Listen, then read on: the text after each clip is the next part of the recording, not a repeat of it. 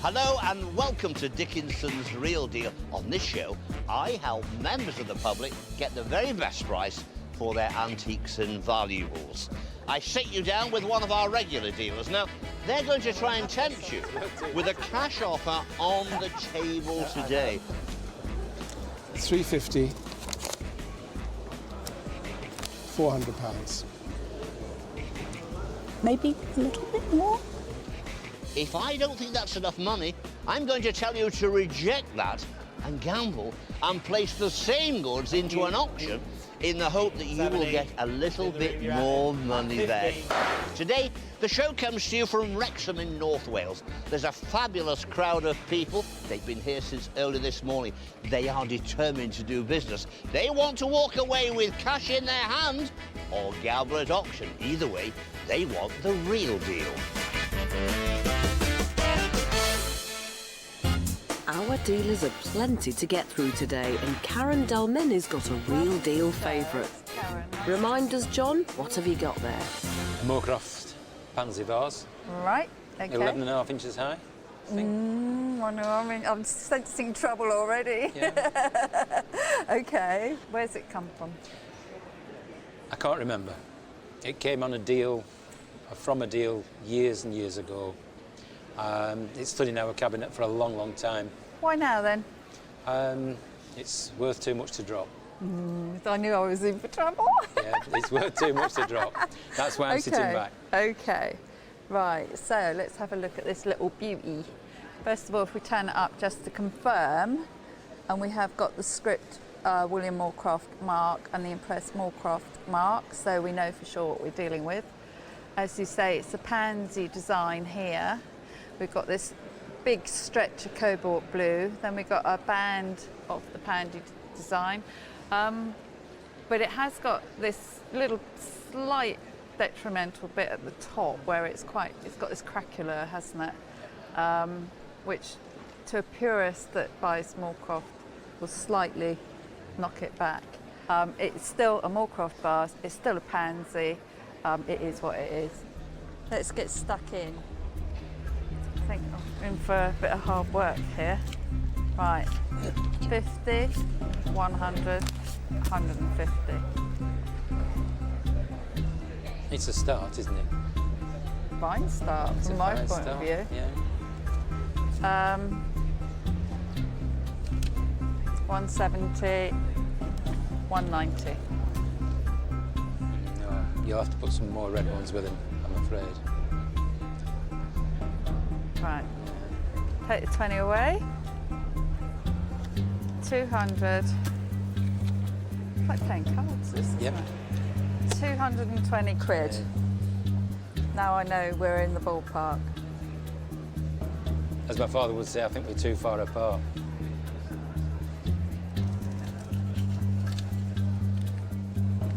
$270. 270. I'm trying. We're getting nearer. I'm trying. It must be worth. Because he's 11.5 inches high. As you said at the very beginning. Yeah. 1, 2, 270. Look, 290. Surely we can have a deal at 290. Put another blue one with it.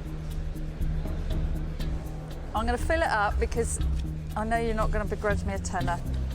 There you go. 1, 2. That's £300. I'm very fussy. If you could take those off and put a 50 on instead of them, it's easier to carry. Cheeky. Go on then. There you go. Thank you. We've got a deal now. I've got a deal. At long last. Thank you.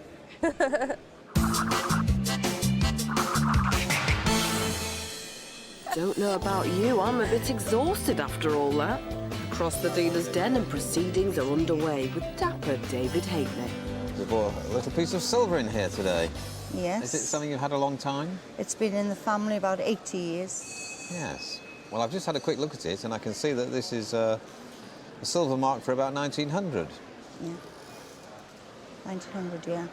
Obviously, this has been part of a tea service originally, tea set. You know, there's been a sugar bowl and a teapot to go with it. Sometimes these things get split up over the years, don't they? You know, They somebody do. gets the sugar bowl, somebody gets the teapot. it's a pretty easy pattern, this, to match into another set, actually. This is a very common pattern, this half-ribbed. Yeah. So somebody would match it probably into another sugar and teapot. So it has got a value, besides its silver value. So, Pat, how much would you like for it? Let's see what you offer me. I'll get the cash out then, shall I? Let's see if we can tempt you. Okay. What about £40, Pat? No, That was very definite, no? no. £60, Pat. No. I must be quite close now. Keep going. A lot more. A lot more. Oh, that's not much. £70, Pat. How do you think to that? No, a little bit more. You're a lucky girl. You met the right person. Yeah, well, I'm going to Ireland, aren't I? £75. So I want a bit of money. Well, that's more than it's worth, but there we Yeah. are. It's my daughter's 40th birthday. We're There going we to are. Ireland to celebrate. And your granddaughter here. And my granddaughter, Abby. Oh, there we are. Well, Yes. Have a great time and enjoy the money. Thank you very much. I'm sure you will. Well done, Pat. You pushed David there. Oh, yes. Okay, that's a deal. Swiftly moving along to Alison Chapman now, who has a fair few items to get through.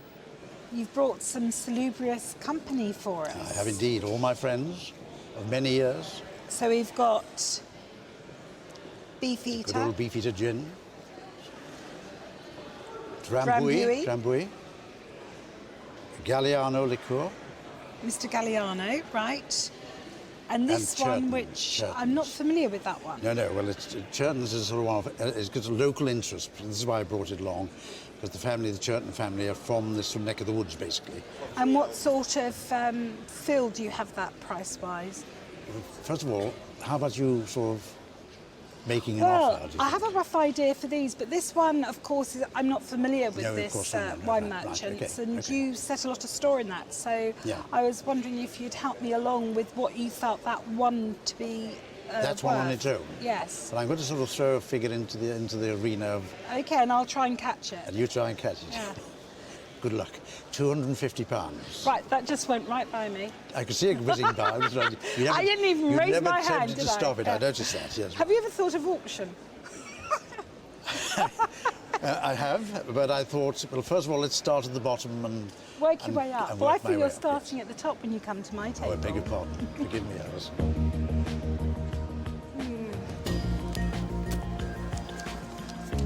I feel 150 is not an unreasonable. Now, are you talking about 150 for the group? Yes. Are you? Right, so our David, or not our David. No. Another David. The other we David. have that. Oh, here is our David. Our David. Oh, David Mark what? The David. The David. Right. The David. Let me tell you what the independent values on the auctioneer say, because I look at these and think, dearie me, I really don't know what to say.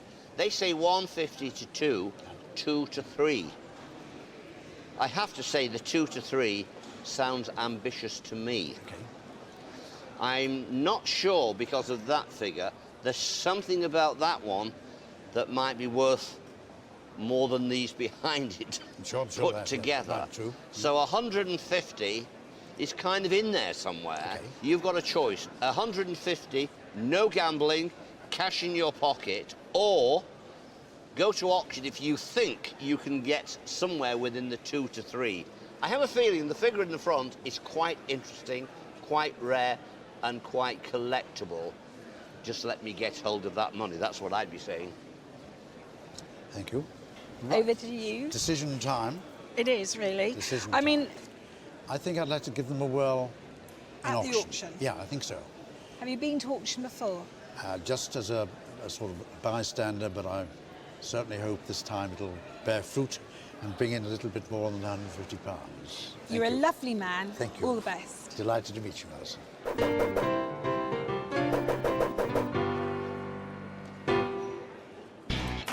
A bit of a gambling man, are we, David? Let's see if he's made the right decision by paying our first visit to the sale room to see the figures go under the hammer of auctioneer David Brettle. The reserve here is £150, as a safety net. The question is, are they going to do better in the sale room? Nowhere to keep them in the house today? Nowhere at all. No, no. They just quietly in a box, tucked away. It's a shame because they're nice to look at. There is always somebody for something, but is someone going to pay more than £150 in a country sale room? We're about to find out. But there we are, we have interest in the book, and I start at the lowest bid, which is 100, and go 110, 120, 130, 140, 150, 160, 170, 180, 190. That's better. And £200 is my bid. At £200, 20 anywhere at £200. At 20... With the auctioneer, there's bids in the room, 220, 240, 260. That's better. It's 278, so if you want to go 280, you can. You're bidding 280 or not? 280 is in the room. 280 is in the room. £280 is in the room. At £280 then, once, twice, third and last, 280. £280, the gavel has gone down. You turn down £150. It's very close to £240 you're going home with. First of all, what do you think, David? Well, that's a little better than Alison offered me, I must admit. They found their level in the sale room. They came up to £280 under the gavel. He's taking home close to £240, and that is the real deal on the day in the sale room. Coming up, A case of seeing if I can tempt you with... Karen's next seller tries to make an impression. It nearly bit me then, did you see? Yeah. See, it nearly bit me. Is he barking up the wrong tree? Stick with the bulldog.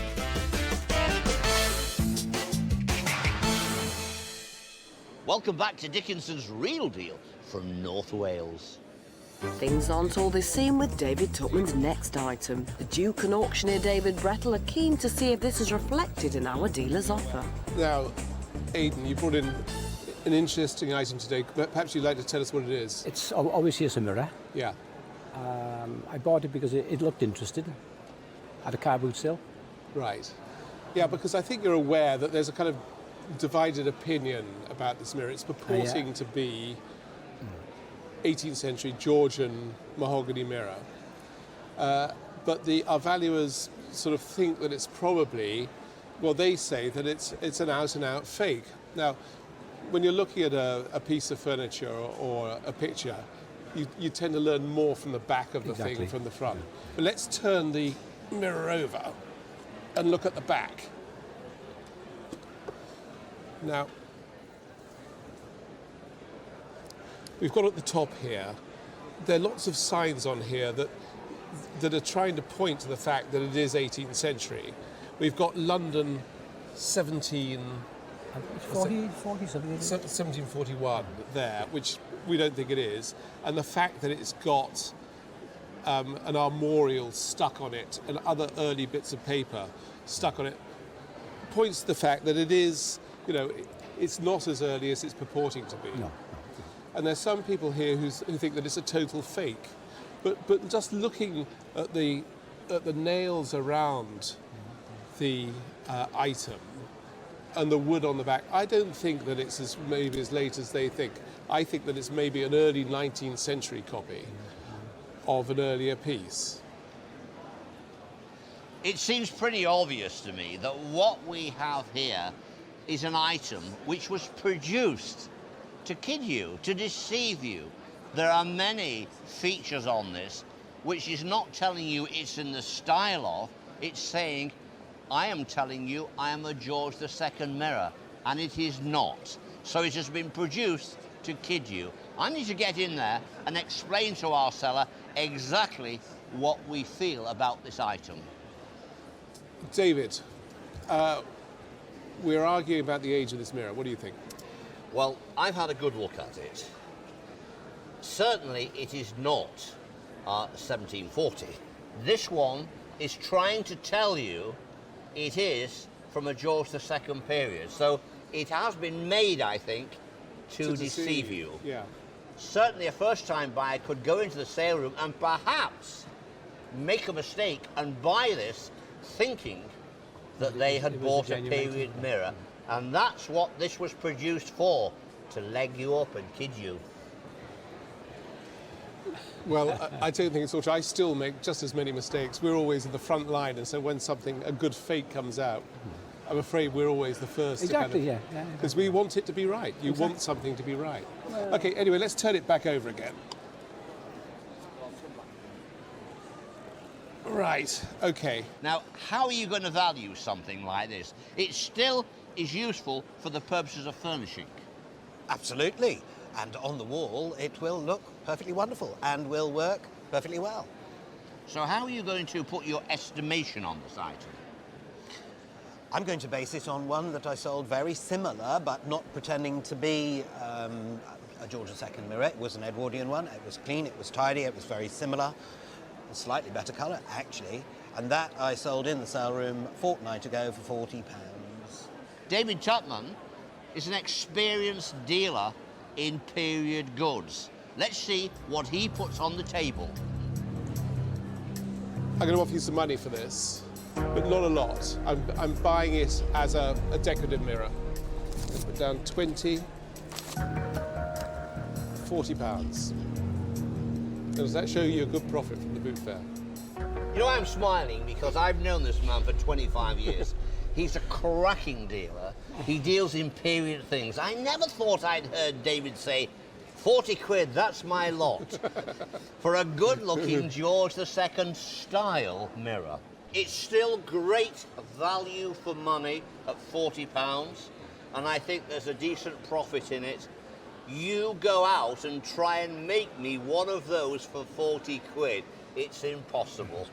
On the day, it's your call. That's the market value of this item. Can you go to auction and get more? The auctioneer says no. But can you? Your decision. My final offer, £40. Have we got a deal? Deal. Great, Aidan. Thanks very much indeed. Thank you very much. What did you pay for it at the car boot? £20. £20, so you doubled your money. That's not bad. Not bad. Okay. Oh, thank you very Become much. a dealer. Okay. Thank you bye. very much. Thank you. They're shaking hands. They've done a deal at £40. Rather interestingly, I just heard the seller say he bought it at a car boot sale for 20 quid. So, on the day, the real deal was 40 quid, and I'm going to say he did all right.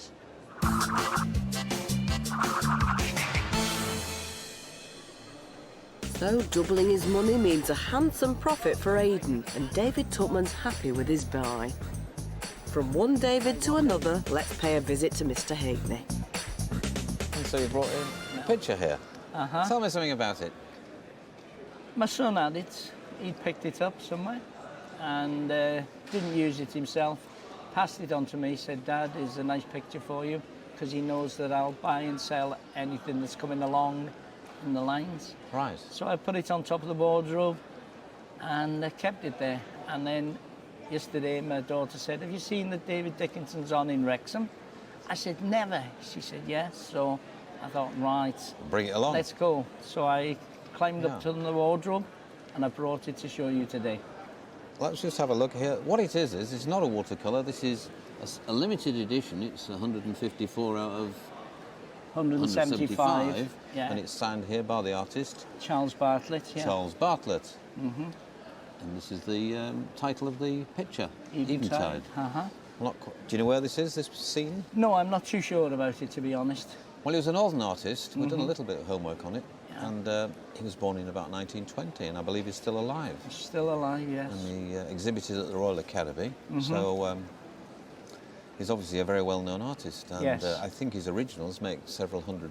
Several £1,000s. Do they? They do. You're probably right. Well, I've always found that they don't really make lots of money, these limited edition things. They seem to sort of seem to, at the time of buying it, say, oh, this is a limited edition signed by the artist, but I've never really made much, big money of these limited editions. But let me try and tempt you. They have a good price on the internet. Do they? Mm-hmm. Well, there we are. That's another world, this internet. Quite regular. What about £20 for it? We're nowhere near. Aren't we? No. It's very pleasant, so let's say 30 quid. No, that wouldn't be enough for that. No. 40 quid. I think if there was 50 on there, that would give you a good profit. I think that's what I'd try and get for it, Mel. I think that's exactly what I'd try and get for it. Or I'd even take 45 if I got a bit fed up of it. You can go to auction, but that's going to be me. I think I would go to auction. Well, I do wish you all the very best at auction. Thanks very much. Hope it does well. Thanks for everything. Thanks for bringing it in today. Thank you.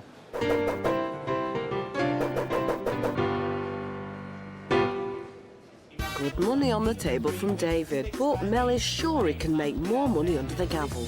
Over to the Duke. He's not here today, he can't make it, he's got a prior appointment, so I'm looking after his interests. It's coming up now, he turned down £40, £30 to £40 is the estimation, quite a low estimation. Has he done the right thing by gambling? Let's find out. All on number 220 is the limited edition print, The Rowing Boat in the Reeds. It's called Eventide. It's by Charles Bartlett. There we are, we start at 20, 25, 25, I'm going to buy, 25, I'm going to buy, 25, pretty little lot. A £25 bid, £25, 30 anyway, 30 on the net. And he turned down 40. £30 bid, 5 whack. £30 here. £30 on the internet. It's on the reserve, and it will sell at that unless there's more bids. Sold. I had £30 bid at £30. Be careful what you say. At £30, sold away. Anybody else at 13? Gambler's just gone down at 30 quid. Took a gamble, didn't quite pay off. Take away the commission. That leaves £25. That's the way it goes sometimes when you take the gamble. Back in the dealer's den, and Dave's hounding Karen for that all-important profit. Well, I got it from a car boot sale, local to the area. It's the Really? biggest one around here. Fantastic. So, Anything else with it? no, I just liked it when I seen it. Yeah? I thought it reminded me of Winston Churchill, to be honest. Yeah, I well, suppose similar, so. Just didn't wants a little fact, doesn't it? So I'm in with the chance then if it came from Booty. Yeah. Yeah? Yeah. Right, now, you and I probably both know who the factory is, but let's have a look anyway. We turn it over and we look on the bottom of one of the paws, and there we have the Royal Dalton mark. I mean, I don't think you really even need to turn that over to know it's Royal Dalton. The glazes, the style, everything about it's Royal Dalton, isn't it? Date-wise, sort of 40s, 50s, is that? Yeah, is that 40s, about? 50s, yeah. Yeah, not far away. Nice subject. I like dog. it. Just a case of seeing if I can tempt you with some money. Now, it's been a long time since I bought one of these, so I don't know if the market's gone up or down, but I'll try. Now, you will stop me if I put too much Yeah, down. will do. 20, 40. You nearly bit me then, did you see? Yeah, See, told it you, nearly bit warned me. you, bite you. £80, and I think that's probably a good price, actually. That is a good price, yeah. I know. More than what I paid for it, yeah. I bet it is if you got it from a boot sale. A little bit more. I think we'll have to I'm really worried. I'm really worried that I'm going to overcook it. Yeah, I know, as lovely as He is lovely. Look. Here we go, there's another fiver there. I'd be happy with that. So have we got a deal? Definitely. Yeah? Yeah. Bit more for the booty next week? Definitely, Excellent. yeah. Thank you. Thank you very much. So Dave's made a profit on his car boot buy. Can Karen still make a markup after paying way over the odds? Find out later. Also still to come, Alison locks horns with her next seller. Handcuffs.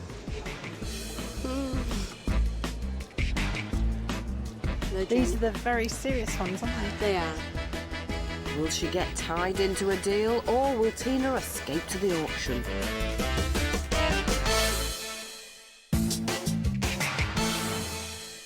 Welcome back to Dickinson's Real Deal. There's still plenty of action in the dealer's den. Up next, Andrew's hoping to sell his piece of jewellery. What have you brought in for us today? That's an Ivory brooch. It was me nan's, it was. And she's just passed away, and we wanted to get rid of it. Like. Yeah. Do you know where she got it from? We don't know, because she used to live in Weymouth and that, like, so I don't know if she had it from down that way or Austin, like. Yeah, she never didn't travel abroad. If you take the money for it, what are you going to do with the money? Well, it's not mine. It's it'd be my mother's, like, you know, because It's left. Yeah. Yeah. Okay, let's have a look at what we got. Okay, we've got a carved ivory brooch, Chinese, 19th century.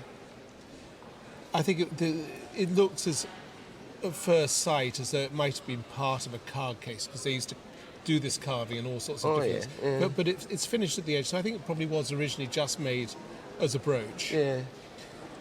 And it's been mounted in Europe in a nice quality silver surround. Very nice thing, but I'm going to put some money on the table, but I don't think I can offer you quite as much as that. No. All right? So let's put some money down and see if we can sort of tempt you.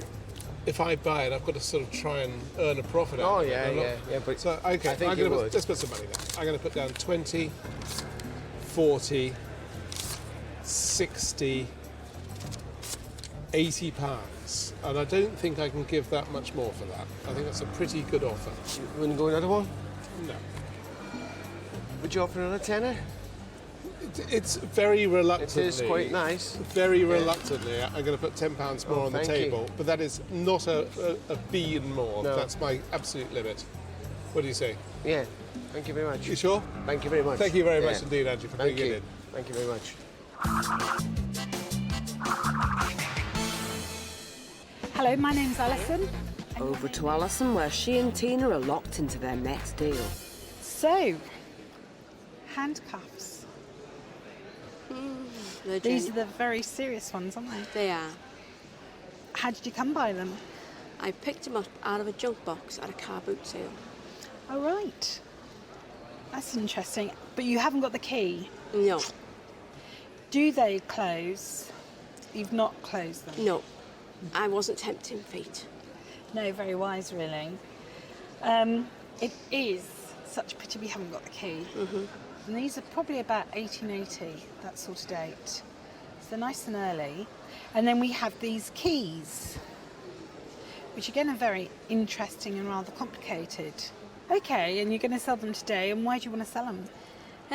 I've got too much. And there's things that need to go, to be honest. You know, we're decorating and renovating the house, so... Let me get the money out. I like keys. There's something honest about them where they're made. 20? No. No? No. 30? I don't think so. No? No. I don't feel any more. I think 30's a bit little, perhaps. No. I think I'd let them go for about 50. Okay, so... Somewhere around there. It's... I don't feel I want to pay more than 30, because I won't get out on my handcuffs without a key. So do you feel you might like to do auction? Yeah, I think I'll go to auction then. Go to auction? Mm-hmm. Okay, Tina. Really sure? Very sure. Okay then. All right, auction it is. Thank Have you. you been to auction before? No. Well, you'll have a great time then.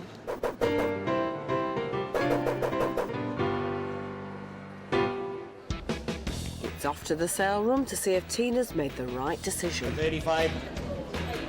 800 bid. You only paid a fiver. You haven't got much to lose. You've turned down 30.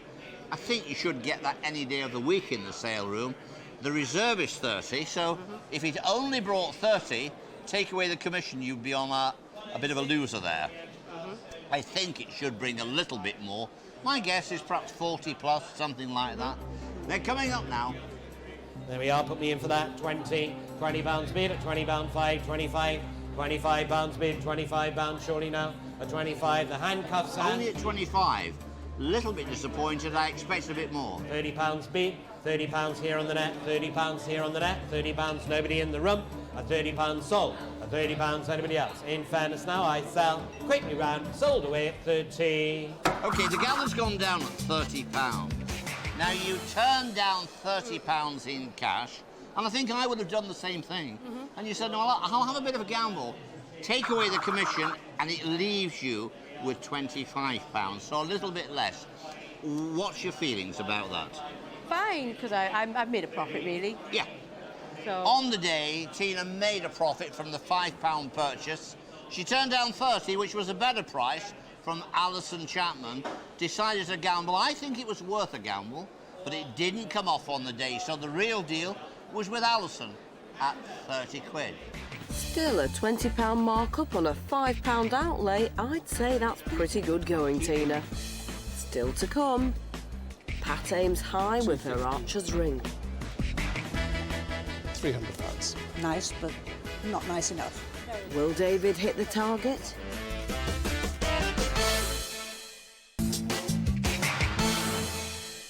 Welcome back to Dickinson's Real Deal. There is one last deal for David Tupman to get stuck into. Pat's got her sights set on a good price for her jade archer's ring. Could you tell us how you got it? My husband used to be the chairman of the Tokan Society in Manchester, which is a society for the preservation of Japanese arms and armour and artefacts that go with it. And he bought that from... He bought that, yes. From a dealer, or...? Yes.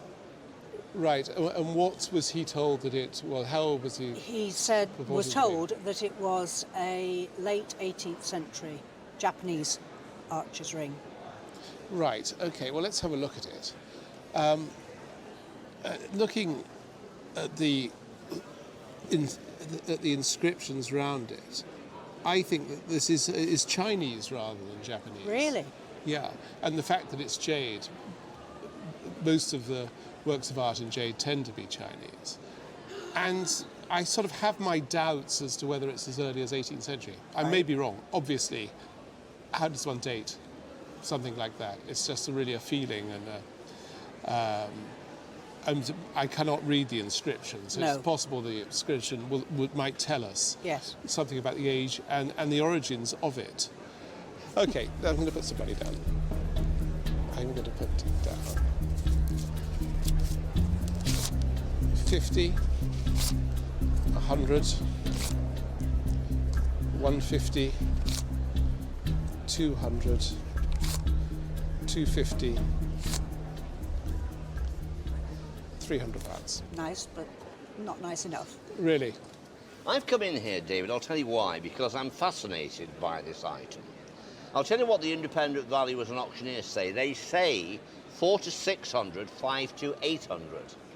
I'm going to say we need to be careful that we don't just sell something which is rarer than we believe it is. Yes. Because it might be, and it might not be.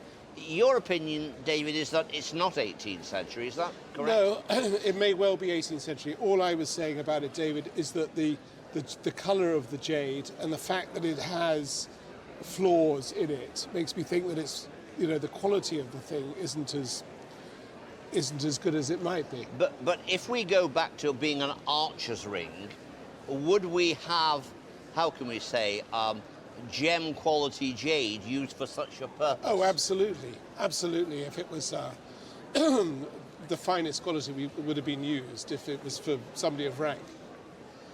I think we haven't got the expertise on hand today at the show without further research to say what this really is. So, David, it's for you to tempt this lady to part with it on a gamble today, or it's for you to say, hang on a minute, perhaps this needs further research to bring out some hidden quality that we're not aware of. Either way, I think there's possibilities with this, especially with your husband being in a society. I would have thought he would have known his stuff. True. On something like this. Gamble for both of us. Well, Pat. So, OK. I'm going to put some more money down. Right. Sounds good. If I put too much, yell stop. Oh, absolutely. 350, £400. Maybe a little bit more. 420, and I think that's my lot. 425.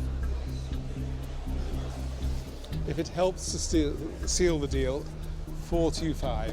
Have we got a deal? I think we have a deal. That's great. Well, Thank it's a you. gamble, I hope it's Chinese, because Well, the Chinese market's much stronger than the Japanese Right. one. But I'll find out what it is, and I'll try and let you know. We'll let you know. That through would the be programme wonderful what if it I could is. find out how. Yeah. You know. And if it's worth thousands and thousands Well, and thousands, that's the I'll keep gamble from my quiet. side.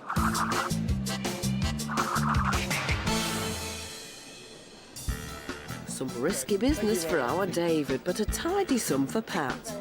Our dealers have put down over £1,200 of their own money today here in Wrexham. Let's find out how well they've done with their merchandise. Unfortunately for Alison, her hard-earned cash just wasn't good enough to titivate our sellers. But I'm going to sort of throw a figure into the arena of £250. Right, that just went right by me. I could see it whizzing by. I didn't even raise my hand. You never attempted to stop it, I noticed that. Never mind, Alison, a bit more of that hot cash of yours might do the trick next time. Our David bagged himself just one item today. £70, Pat, how do you think to that? It's about what it's worth? A little bit more, please. Yeah.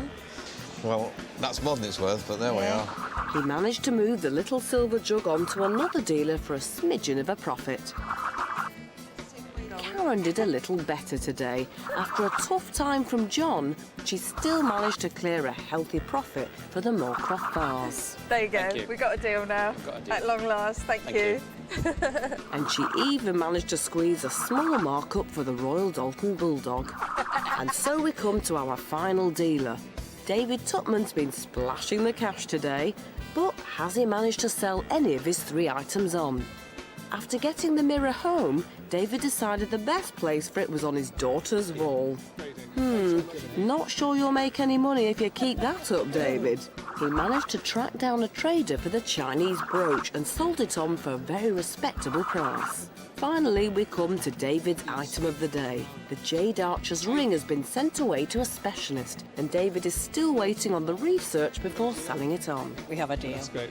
Well, Thank it's a you. gamble. Not much profit to write home about for our dealers, and so it's one of our sellers who can get the drinks in. David turned down Alison's offer of £150 and even turned down the Duke's advice. Just let me get hold of that money, that's what I'd be saying. I think I'd like to give them a whirl in auction. Yeah, I think so. It was a clean sweep for David. He walked away with nearly £90 more than was offered by our dealer. Smart move. That was the real deal. We've had a great day. There's been lots of action, lots of buying and lots of selling. That's the way I like it. Don't forget to join me, David Dickinson, next time for Dickinson's Real Deal. See you.